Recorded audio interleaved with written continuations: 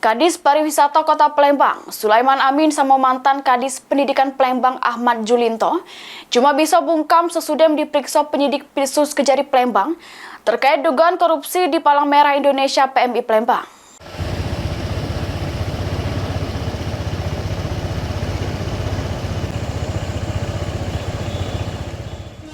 Tim Pirsus Kejari Palembang balik lagi melakukan pemeriksaan sejumlah saksi juru kasus dugaan tindak pidana korupsi dana hibah sama biaya pengganti pengelolaan darah di Palang Merah Indonesia PMI Palembang.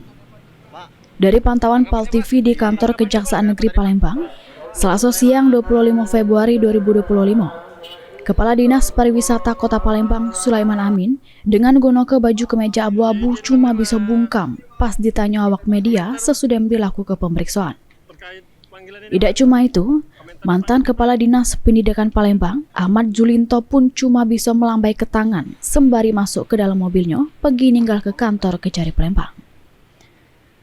Sementara itu, Kejari Palembang Hutamrin membenarkan adanya pemeriksaan saksi guna melanjutkan penyelidikan perkara dugaan korupsi di PMI Palembang yang sempat tertunda karena adanya pilkada. Ya, maraton itu dalam arti kemarin kan kita sempat pending tuh, ya kan. Sekarang kita tidak lanjutin lagi. Oke. Gitu. Tidak ada yang baru, ya. Hanya melanjutkan semuanya berjalan sesuai dengan aturan. Kalau kemarin kan ada yang ikut pilkada dan kita juga ada yang ikut pilkada kan. Jadi kita dahulukan mana yang terpenting dulu. Sekarang udah selesai semua, kita lanjutkan proses penyidikannya. Heru Wahyudi, PAL TV.